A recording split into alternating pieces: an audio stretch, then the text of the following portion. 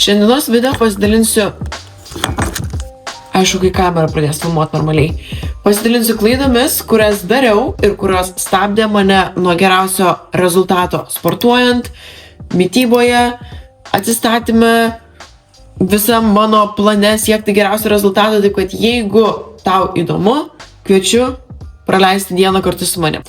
Taigi. Pirma šio video klaida, ne pirma mano klaida, bet tikrai įtrauksiu dabar, nes labai aktualu, nes kaip tik ruošiuosi į sporto salę. Tai praleisti pusryčius arba valgymą prieš treniruotę. Tai, kad ir kaip būtų, nesu ideali ir tikrai būna dienų, kai tenka paskubom išgerti tiesiog proteino kokteilį ir bėgti, bet bent jau jį išgeriu. Tai ką dabar darysiu, tai kadangi labai anksti, neturiu daug laiko, išgersiu proteino kokteilį kaip visada. Šiandien, nežinau, gal rinksiuos vienas, mano mėgstamiausias iš tikrųjų šitas skonis. Tai va, sausainių ir pieno. Ir tada suvalgysiu tiesiog kukurūzų trapučių su cinamonu ir bananais. Ir viskas, bus tokia mini užkrova, tai angliavandeniai su šiek tiek riebalų. Ir praktiškai be riebalų, nes riebalai lėtina virškinimą. Ir jeigu aš dabar ketinu sportuoti iš karto pavalgius, tikrai nenoriu jaustis apsunkus. Tai va, tai planas kol kas toks. Ta dabar ir padarysiu ir tada jau galėsim susitikti. Matyt, kad sporto salėj, sportuojant, šiandien dvejojau, ką daryti, kojas ar pečius, bet galvoju, gal darysiu kojas. Pasižiūrėsim. Žodžiu, susitiksim jau kitam kartą. Aišku, aš pakalbėjau apie pusryčius, bet kadangi dabar yra rytas ir aš visiškai nesiorientuoju aplinkoje panašu, tai nepaaiškinau, kodėl tai yra klaida, tas pusryčių nevalgymas. Tai žinau, visi sakys, ten man veikia vienaip, veikia kitaip, bet ką tikrai pastebiu ant savęs, tai kiekvieną kartą, kai tenka skubėti ir, tarkim, kaip sakiau, tiesiog bėgti į salę nevalgius arba iš esmės, tiesiog su proteino šeiku, tikrai pastebiu didelį skirtumą savo jėgose, kiek aš galiu savęs atiduoti treniruotėjai, svoriai irgi dažniausiai yra mažesni, nes tiesiog neišspaudžiu tiek iš savęs. Nuovargis yra žymiai greitesnis, jeigu dar treniruotės pradžioje viskas gerai, aš tiesiog neištempiu visos treniruotės, tokia pat energinga, kaip kai esu pavalgiusi. Tai va čia tikrai yra didelis skirtumas. Aišku, aš vis tiek ką darau, tai kadangi sportuoju anksti ryte, daug nevalgau, tai vakare mano vakarienė yra vienas didžiausių valgymų, ten faktiškai dvigubas jisai yra. Tai tikrai užsikraunu gerai prieš naktį, kas tikrai duoda jėgų iš ryto, bet tas toks papildomas, toks energijos būstas pavalgius šiek tiek daugiau, nedaugiau, bet tiesiog pavalgius, tikrai duoda skirtumą. Tai va, tai čia būtent kodėl, o dabar aš maišaus pre-workoutą. Šitos skaniausius pre-workoutus čia ateina tokiais buteliukais iš Raw Nutrition, gaila jau sugėriau visus, ta kita dėžė, kurią aš sakiau, dar net netėjus. Tai dabar tiesiog iš tos buteliukus maišaus, nes taip žymiai patogiau, negu, tarkime, visą tokį didžiulį susimaišyti ir arba tokį. Pas mane tiek daug eina savo. Žodžiu, aš dabar prisipirkau belegiek visų iš tų, nes nebegeriu normaliai vandens. Ir tas man šiek tiek padeda, nes aš ten užsimaišau visokių amino rūgščių, elektrolitų, žodžiu, kad būtų skaniau ir geriau ir taip toliau. Tai va, cheers guys. Cheers. Kaip lietuviškai pasakyti? Į sveikatą, mielieji. Wow, kaip skamba gerai. Į sveikatą, mielieji. Niekada taip negalėčiau sakyti natūraliai. Žodžiu, gerai viskas. Susitinkam jau. Dabar tikrai žymiai. Peace. Peace. Rock and roll.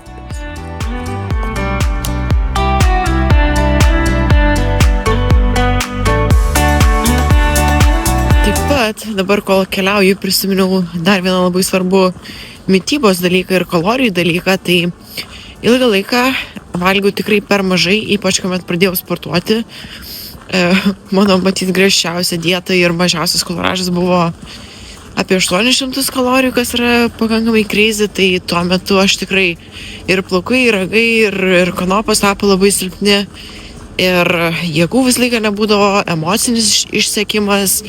Aš vis tiek, aišku, sportavau ir daug sportavau, bet visiškai jokio efekto. Aš tik nuolat būdavau pervargus, liūdna, emociškai labai perdegus irgi į bet kokį mažiausią menkiausią dalykėlį aš labai jautriai reaguodavau, iškart apsiverkdavau. Žodžiu, tas emocinis visas jautrumas labai padidėjęs, hormonai aišku išsireguliuoja, tai čia viskas labai labai susiję, tai tikrai daug geresnius rezultatus pamačiau pradėjus pagaliau valgyti, o ne tiesiog kalindama organizmą įvairiom, net ne tai, kad dietom, tiesiog faktiškai nevalgydama iš esmės. Tai tikrai, valgant mažiau, nereiškia, kad bus geresnis rezultatas, nes kaip tik, valgant pakankamai, jisai bus geriausias vien todėl, nes tada būsim atsistatę, energingi, hormoninė sistema visai kita ir tada ir raumenį augti daug lengviau ir riebalam tirpti daug geriau, tai tos visos drastiškos dietos tikrai nepasteisina niekada. Ta patį kartuoju ir savo merginom ir būtent taip mes ir turim pačius geriausius rezultatus. Žodžiu, panašu, kad kol kas būsim vieni salėj, nežinau kaip ilgai, nes dažniausiai tai trunka apie 10 minučių ir tada kažkas ateina, bet galbūt šiandien kojų treniruotę apturėsim truputėlį ramesnį, ypač jeigu aš kalbėsiu mažiau ir sportuosiu greičiau. Kol rengiuosi, iš tikrųjų, pasidalinkim. Palaukit. Va dabar, kol rengiuosi, prisiseksiu mikrofoną, nes jaučiu, kad vėl bus šūdas. Pasidalinsiu dar vieną esminę klaidą, kurią kaip tik dabar prisiminiau. Tai aš nuolat keisdavau savo sporto, net ne sporto programą, bet tiesiog pratimus ir treniruotes. Absoliučiai kiekviena treniruotė pas mane būdavo skirtinga, nes, oh my god, kas čia vyksta. Čia, ok, back to normal. Žodžiu, kiekviena treniruotė pas mane būdavo visiškai skirtinga, nes tuo metu, kaip tik pradėjau ir Instagramą daugiau žiūrėti ir ten dar nebuvo viskas taip populiaru kaip dabar sporto srity, bet vis tiek būdavo įvairių treniruočių, aš ten prisižiūrėdavau ir atrodo, kad kiekvieną treniruotę aš, jeigu darysiu skirtingus pratimus, tai efektas bus amazing ir aišku labai smagu yra kiekvieną kartą daryti skirtingus pratimus. Aišku, su tuo dabar aš nesutinku, man daug smagiau kartoti tą patį, kas iš tikrųjų ir yra esmė. Tai labai svarbu yra turėti sporto programą ir jeigu neturim pastovios sporto programos ir kiekvieną kartą darom kažką kito, progresą susekti bus labai sunku, mes nežinom, ar svoriai didėja ar nedidėja, raumuo auga ar neauga. Taip, kažkoks šioks toks stimulas yra ir tas tikrai tinka paprastiems žmonėms, jeigu tiesiog norim pasisveikatinti, pajudėti, nieko blogo su to nėra, galima keisti kiekvieną kartą. Bet jeigu mes siekiam tam tikros formos, norim užsiauginti sėdmenis, pečius, nugarą, formuojam tam tikrą formą, tai ir programa turi būti atitinkama ir ją reikia sekti kantriai ir daryti tos pačius pratimus, kad ir kaip galbūt nuobodu bebūtų, bet nežinau, man iš tikrųjų labai nenuobodu, man kaip tik labai smagu daryti tą patį ir matyti, kaip aš jaučiuosi, kaip aš progresuoju ir kaip svoriai didėja, bet tiem, kam sunku, tai turiu, kad gali būti sudėtinga, bet sakau, jeigu nori, tai bent jau 6 savaitės būtų gerai su tą pačią programą sportuoti ir po to jau žiūrėti.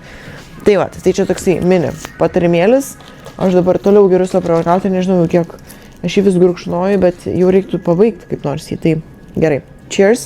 Kaip aš sakiau ten ryte, cheers guys, į sveikatą, mėlieji, brangieji, geriausiai, mylimieji. Wake up, Laura, tiesiog reikia biškai atsibust, bet tikrai cheers, tikrai skanu. Dar taip paklausiu, kokią treniruotę jūs mėgstate daryti labiausiai, ar kojas, ar pečius, ar nugarą, nes man būdavo visaip. Buvo labai ilgas laikotarpis, kai man žiauriai patiko kojų sėdmenų treniruotės. Tiesą sakant, jis dabar grįžta, man vėl jos labai patinka, nes tikrai jaučiuosi stipri. Tada buvo periodas, kai man patiko labai treniruoti pečius, po to labai nepatiko. Dabar vėl visai patinka, nes irgi stiprėju. Tai, žodžiu, man kol kas galbūt, jeigu reikėtų pasirinkti, jaučiu kokie hamstringai ir užpakalio treniruotės mėgstamiausios šiuo metu. Quadsų, keturgalvio to vadinama, ne per labiausiai, bet irgi kažkiek tenka jį patreniruoti. Tai va, tai būtų labai įdomu, ką mėgsta treniruoti. Pavyzdžiui, rankų aš nekenčiu, pačios nuobodžiausios treniruotės. Aš net neturiu tokios dienos kaip spec rankom, bet net jeigu reikia daryti rankų pratimus karts nuo karto, tai, tai boring, taip neįdomu, žodžiu, bet pakomentuokit. Ir be to, prieš einant sportuoti dar parodysiu greitai savo aprangą, tai šitą iš tikrųjų man atsiuntė iš Tevejo. Pirmą kartą teko pabandyti šitą brandą ir galiu pasakyti, kad man iš tikrųjų žiauriai patinka, kaip visą tai atrodo manęs. Tai vėlgi jie man davė ir nuolaidos kodą, jeigu jūs norėsit. Va, Timpos. Tai kodas tiesiog Laura. Žiauriai fainas viršus. Dar turiu tokią maikutę. Čia lifakas. žodžiu, vėliau parodysiu, gal pasidemonstruosiu, nes žinau, kad aprangos, bent jau kiek suprantu, merginam tikrai įdomu, aišku, ir džemperis šitas didžiulis, čia dar kaip suprantu, jisai susitraukia, tai galima ant liemens, va taip kažkaip, nu žodžiu, tai va, vėliau parodysiu, gal biškiai aiškiau, bet tiesiog kam įdomu, kas norit užsisakyti, tai va galite sutaupyti su kodu Laura ir išsirinkti kažką gražaus.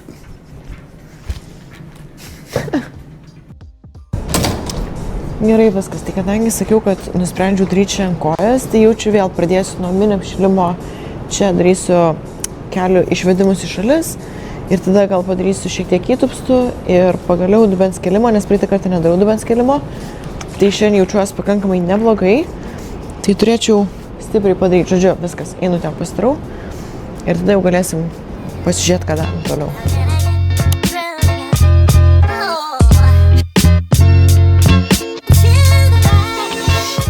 Taip pat, ką dar aš akcentuoju, tai kas yra labai svarbu, nepraleisti nei tempimo pratimų, nei mobilumo pratimų, nes jeigu mes esam nelankstus, nemobilus, sumedėję, suakmenėję, tai tikrai progresuoti bus žiauriai sunku ir aš tikrai žinau, kaip tingisi daryti tuos tempimo pratimus ir tikrai nereikia, nežinau, jiems skirti 10 valandų per dieną, užtenka bent jau 15 minučių, kad bent kažkiek padėtumėt savo tiek su atsistatymu, tiek su mobilumu, lankstumu, nes kai esat lankstus ir mobilus, treniruotis bus žymiai efektyvesnės, pratimą atliksit, aišku, pilną amplitudę, kas irgi labai svarbu atlikti aplamai pratimus pilną amplitudę, nes taip irgi labai mažinant savo range of motion, vadinasi, mažinant amplitudę ir progresas bus neoptimalus, raumenys bus neišdirbami optimaliai, vadinasi, tik pusiniai tokie raumenys pusiau bus išdirbami, kitaip tariant, labai sudėtinga versti iš anglų kalbos, bet tikriausiai suprantate, apie ką aš kalbu.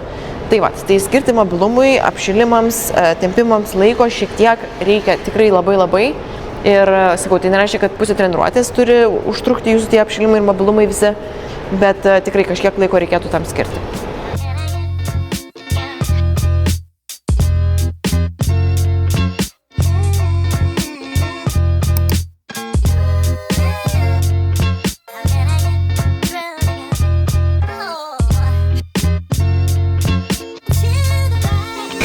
Gerai, aš labai naiviai tikiuosi, kad čia kažkas girdėsis.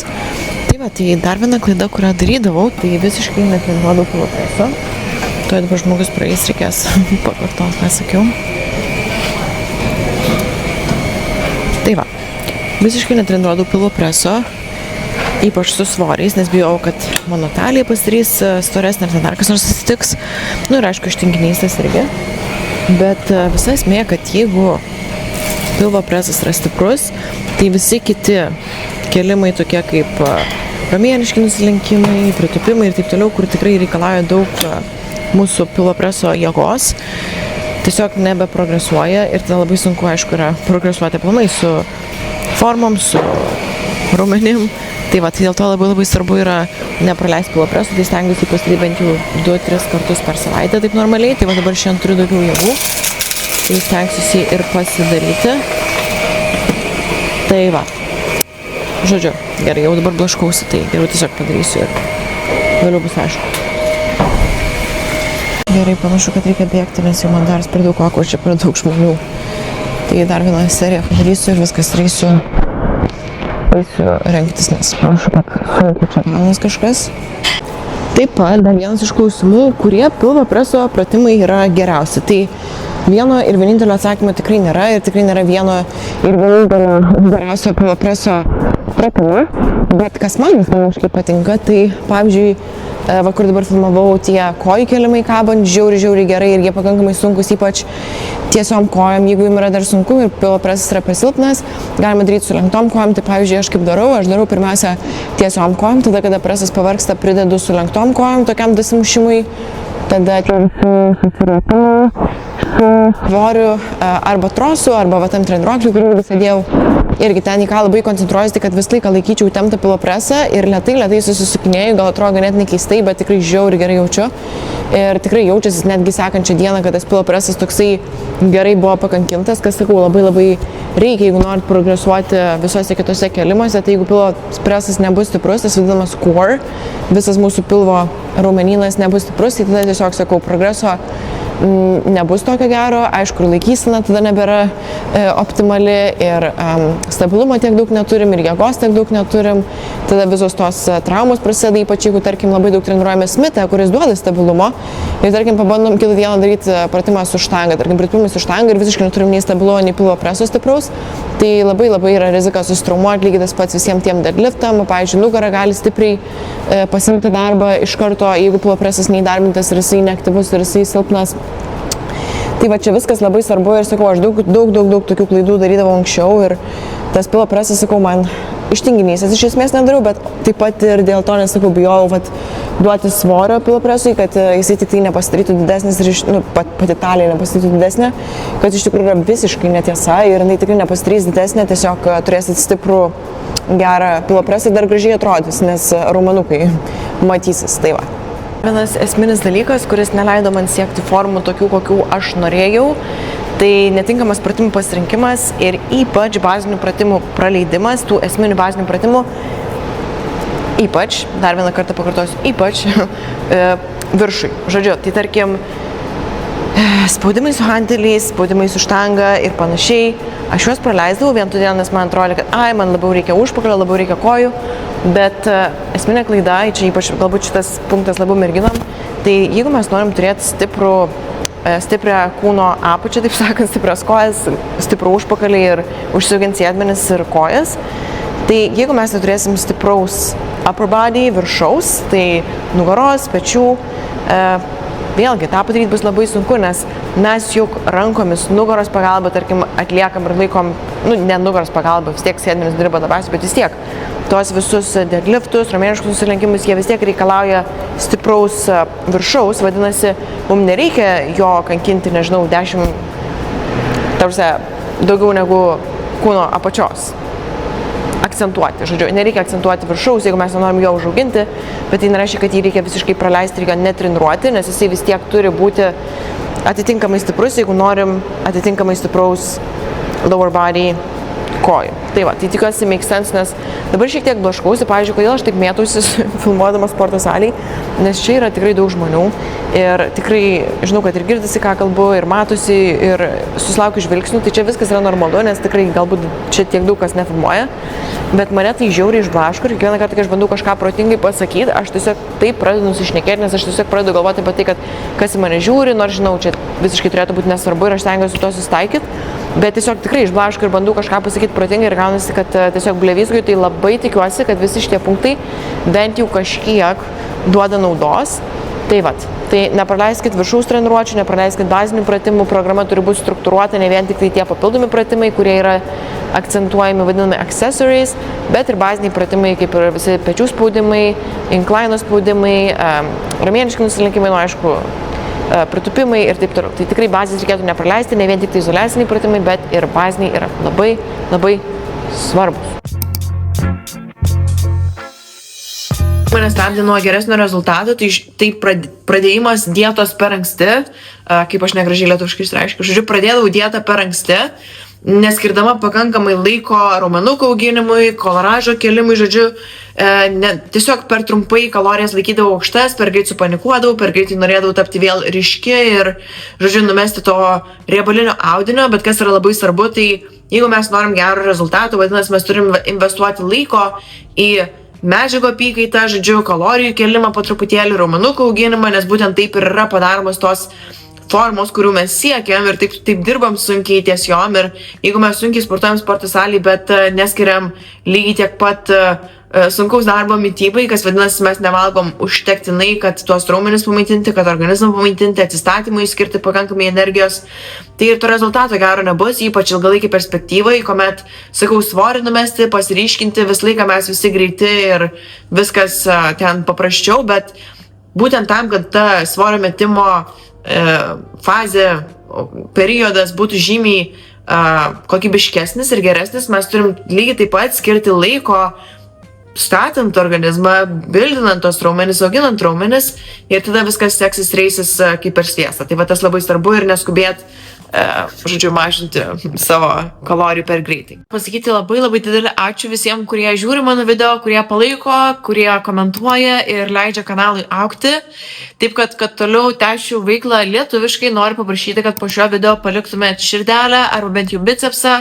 Aišku, galima ir normalų komentarą, nes tas tikrai padės man toliau augti ir motyvuos kurti video toliau, nes iš tikrųjų tai užima labai daug darbo. Ir taip pat norėjau šiek tiek pasidalinti šios savaitės aktyviausiais, pasakyti didžiulį ačiū, nes iš tikrųjų šituos video aš negaunu nieko, juos darau grinai iš didelio noro padėti jums, dalintis tuo, kuo gyvenu ir galbūt įkvėpti pradėti sporto kelionę. Tai va, tai šios savaitės aktyviausi Dovilė Žilinskienė, ačiū labai, Aurelija Pagojienė, Diana 4318, taip pat Artūras Ivanauskas ir Asta Snieškienė, tikiuosi teisingai perskaičiau. Tai ačiū jums be proto, labai, kiekvienas komentaras, kiekvienas pasidalinimas, laikas, žiauriai daug reiškia. Ir paskutinė informacija, ko prieš paliekant jūs toliau judėti savo tikslais, savo darbais.